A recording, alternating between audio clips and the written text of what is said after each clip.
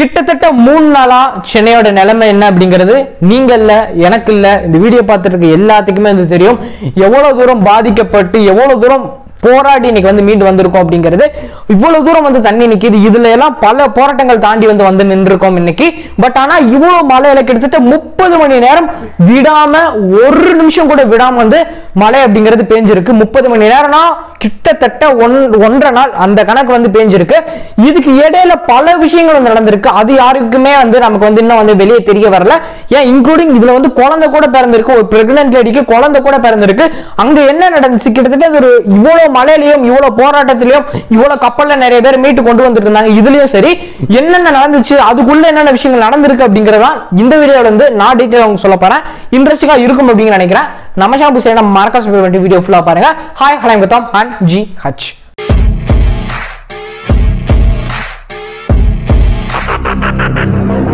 முப்பது மணி நேரங்க, 30 மணி நேரம் விடாம மழை, ஒரு நிமிஷம் கூட விடாம வந்து மழை பெஞ்சிருக்கு. இவ்வளவு தூரம் நெஞ்ச அளவுக்கு தண்ணி, முட்டிக்கால் அளவுக்கு தண்ணி, எப்படி சொல்றது, பெரிய பெரிய பயங்கரமான வீடு ஃபுல்லா தண்ணி இருக்கு அப்படின்னா சின்ன குழந்தைங்க இருக்கிறவங்க பெரியவங்க இருக்கிறவங்க எப்படி கொஞ்சம் பிராக்டிக்கலா யோசிச்சு பாருங்க. இதுக்கெல்லாம் காரணம் என்ன அப்படின்னு பார்த்தோம் அப்படின்னா எல்லாரும் சொல்ற ஒரே விஷயம் என்ன அப்படின்னா, நமக்கு தெரிஞ்சது எல்லாத்துக்கும் தெரிஞ்சது என்ன அப்படின்னா, குளத்துல வந்து இடிச்சு பிளாட்டை போட்டு வீடை கட்டிட்டாங்க அப்படின்னு தான் சொல்லுவோம். அதுதான் அது உண்மையும் கூட ஒரு விஷயம். ஆனால் அதை கூட இன்னொரு விஷயம் என்ன அப்படின்னா, எல்லா வேகன்சியுமே அங்கதான் இருக்கு.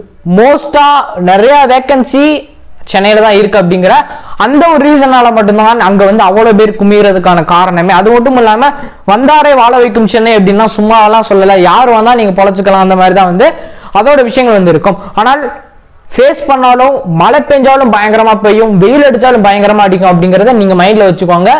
டெல்லியில அது வந்து நடுவில் இருக்கு அப்படின்றதுனால அது குளிரவும் செய்யும் பயங்கரமா, அதே அட் சேம் டைம்ல வெயிலும் பயங்கரமா இந்த டெல்லியில அடிக்கும் அப்படிங்கிறது நிறைய பேருக்கு தெரியாம இருந்துச்சு அப்படின்னு தெரிஞ்சுக்கோங்க. பட் அதே மாதிரிதான் சென்னையும் மழை பெஞ்சிச்சு அப்படின்னா இவ்வளவு போராட்டங்களையும் நம்ம வந்து பார்க்கணும். ஏன் இல்லங்க ஓப்பனா சொல்லணும் அப்படின்னு வைங்களே, இவ்வளவு தூரம் தாண்டி வந்துட்டோம், இனி எவ்வளவு மழை வந்தாலும் பாத்துக்கலாம் அப்படிங்கிற ஃபேஸ் பண்ணக்கூடிய ஒரு தைரியம் வந்துருச்சு அப்படின்னா ஓப்பனா சொல்ல முடியும். அவ்வளோ ஒரு பெரிய மழை வந்து பேஞ்சு இன்னைக்கு ஓஞ்சு வந்து நிக்குது. இதுக்கு இடையில பல விஷயங்கள் நடந்திருக்கு. என்னென்ன அப்படிங்கிறத நான் இப்போ ஓப்பனா வந்து சொல்றேன். ஒரு பிரெக்னன்ட் லேடி வந்திருக்காங்க. ஒரு ஆம்புலன்ஸ்ல இவங்களை வந்து இது பண்ணிட்டாங்க. அந்த ஸ்ட்ரக்சர்ல கொண்டு வந்து உள்ள இருக்காங்க.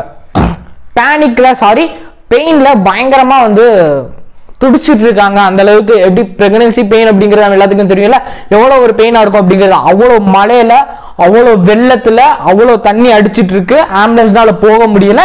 இதுல அந்த பிரெக்னன்ட் லேடி வந்து ஸ்ட்ரக்சர்ல ஏற்றி வந்து படுக்க வச்சிருக்காங்க. பயங்கரமான ஒரு கிரிட்டிக்கலான ஒரு சுச்சுவேஷன்ல இருக்கு. உள்ள ஒரு கை குழந்தைய வச்சுட்டு ஒருத்தர் வந்து உட்கார்ந்து இருக்காரு.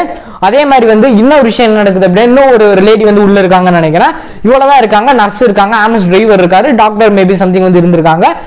இவ்வளவு மழையிலையும் இவ்வளவு வெள்ளத்திலையும் இவ்வளவு போராட்டத்திலையும் தாண்டி அங்க குழந்தை பிறந்திருக்கு இவங்களுக்கு.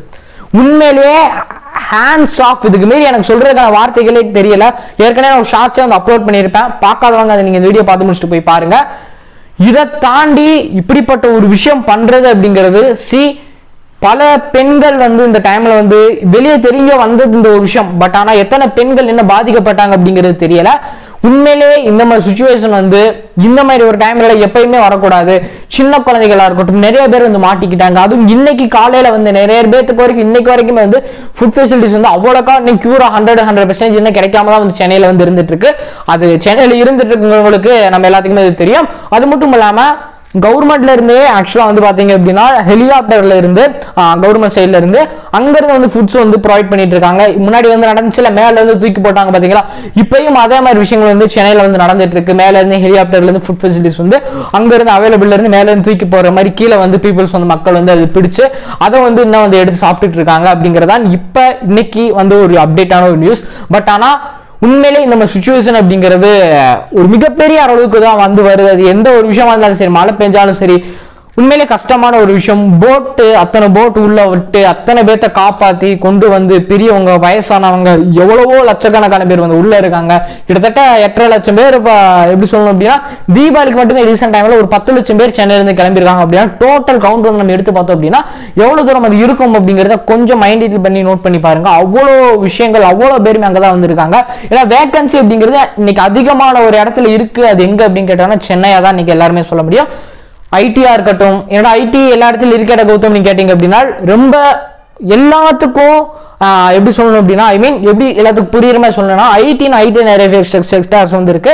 அதுல எல்லாமே மெயினான விஷயங்கள் எல்லாமே சென்னையில தான் இருக்கு அப்படிங்கறதான் ஒத்துக்க வேண்டிய ஒரு உண்மையான ஒரு விஷயம் அப்படிங்கிறது நான் சொல்லல, எல்லாத்துக்கும் தெரியும் அப்படிங்கறத நான் வந்து நினைக்கிறேன். இன்னைக்கு ஒரு மிகப்பெரிய ஒரு வெள்ளத்துல இருந்து ஒரு மலையில இருந்து தாண்டி இன்னைக்கு வந்து நிக்கிறோம் அப்படின்னா உண்மையிலேயே ஒரு பெரிய ஒரு விஷயம் தான். ஆந்திரால அங்கதான் கடக்க போகுது அப்படின்னு சொல்லியிருக்காங்க. அங்க என்ன நடக்குது அப்படிங்கிறது என்ன நடக்க போகுது அப்படிங்கிறதும் புரியல, என்ன நடந்துட்டு இருக்கு அப்படிங்கிறதும் புரியல. கார்லாம் அடிச்சு மேல பறந்துட்டு இருக்கு அப்படின்னு தான் சொல்ல முடியும். ஏன் இங்கேயும் அவ்வளோ காரு, எந்த கார் எங்க இருக்குன்னே தெரியாத அளவுக்கு காரோட ஓனர்ஸ் எல்லாம் உண்மையிலேயே நிறைய பேர் வந்து பாவம். பைக்ஸ் வந்து எவ்வளோ பைக்ஸ் வந்து போயிருக்கோம் எப்படின்னா சைலன்சர்ல உள்ள வந்து தண்ணி, நிறைய பைக் வந்து நிறைய பைக் வந்து சீஸ் கூட ஆயிருக்கலாம், நிறைய பைக் வந்து சீஸ் ஆயிருக்கலாம், சொல்ல முடியாது.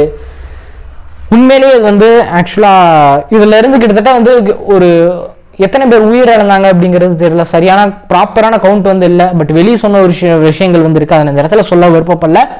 பட் இனிமேல் இந்த மாதிரி விஷயங்கள் வந்து நடக்கிறதுக்கு முன்னாடியோ இல்லை நடக்குதோ அப்படின்னா ஒரு முன் ஏற்பாடு அப்படிங்கிறது நம்ம பண்ணிக்கிட்டோம் அப்படின்னு நல்லதுன்னு நினைக்கிறேன். ஒரு கவர்மெண்ட் தான் இந்த ஒரு விஷயத்த வந்து டிசிஷன் வந்து எடுக்க முடியும்.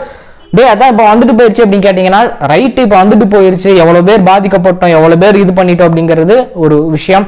பட் ஆனா இதுக்கு முன்னாடி ஏதாச்சும் ஒரு நான் என்ன சொல்ல வரேன் அப்படின்னா ஏதாச்சும் ஒரு ஃபெசிலிட்டிஸ் ஏதாச்சும் ஒன்று இந்த மாதிரி ஒரு வருது அப்படின்னா ஒரு முன்னேற்பாடு மாதிரி பண்ண முடியும்.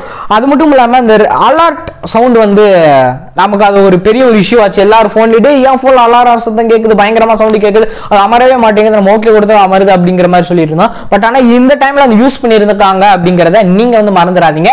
இந்த மாதிரி ஒரு புயல் வரும்போது அந்த ஒரு அலர்ட் சிம்பிள் வந்து கொடுக்கப்பட்டிருக்கு. எந்த மூலையில் இருந்தாலும் சரி, எந்த இடத்துல இருந்தாலும் சரி, சந்து வந்து அவங்க எல்லாத்துக்குமே இது போகப்பட்டிருக்கு அப்படிங்கிறதும் இந்த இடத்துல வந்து நீங்கள் தெரிஞ்சுக்கணும். எப்படி கரெக்டான ஒரு டைம்ல யூஸ் பண்ணியிருக்காங்க. அந்த டைம்ல நம்ம வந்து எல்லாருமே வந்து பயந்தோம். பட் ஆனா இப்போ அது மூலியமா நிறைய பேர் வந்து ஒரு சேஃபான பிளேஸுக்கு போய் இருந்துக்கிட்டாங்க அப்படிங்கிறதான உண்மை. நிறைய பேருக்கு வந்து ஃபுட் இல்லாம தவிச்சிருப்பீங்க, நிறைய பேருக்கு கரண்ட் ஃபெசிலிட்டிஸ் இல்லை, இன்னும் ஃபுல்லா கியூர் ஆகல. பட் ஆனால் இன்னைக்கு வந்து சூரியன் வந்து அப்படியே வந்து ரெயின் எப்படி சொல்லணும்னா சன்னு வந்து அடிக்குது அப்படிங்கிறதான் சொல்ல முடியும். பட் ஆனால் 3 நாளா வச்சு செஞ்சுட்டு போயிடுச்சு. உங்களை இல்லை, எண்ணெய் இல்லை, எல்லாத்தையுமே செஞ்சுட்டு போயிடுச்சு அப்படிங்கிறதான், சென்னையில் இருந்து அத்தனை பேர்த்து செஞ்சுட்டு போயிடுச்சு அப்படிங்கிறதான் ஒரு உண்மையான ஒரு விஷயம். அங்கே என்னென்ன நடந்துச்சு அப்படிங்கிறத நான் சொல்லிட்டேன். பட் இன்னமும் வந்து நிறைய மரங்கள் வந்து ரோட்ல கீழே விழுந்திருக்கு, அதையுமே நான் சரியாக கியூர் பண்ணலை. கரண்ட் ஃபெசிலிட்டிஸ் வந்து கொஞ்சமாக வந்து சரி பண்ணிட்டு இருக்காங்க.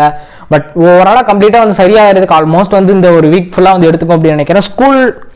ஸ்கூல் அண்ட் காலேஜுக்கு வந்து இந்த வீக் ஃபுல்லாக லீவ் தான் நினைக்கிறேன். ஆக்சுவலாக வந்து மண்டே தான் அடுத்து ரீஓப்பன் அப்படிங்கிற மாதிரி நினைக்கிறேன். பட் அவங்களுக்கு வந்து எல்லாமே எக்ஸாம்ஸ் வந்து போயிருந்துச்சு அப்படின்னு நினைக்கிறேன். எல்லாத்தையுமே வந்து எப்படி சொல்லணும் அப்படின்னா தள்ளி வச்சிருக்காங்க அப்படிங்கிறதான் உண்மை. அதோட டேட்ஸ் வந்து அனௌன்ஸ் பண்ணுவாங்க அப்படிங்கிற நினைக்கிறேன். மேபி வந்து அனௌன்ஸ் பண்ணாங்க அப்படின்னு நீங்களும் வந்து விசிட் பண்ணி பார்த்துக்கோங்க.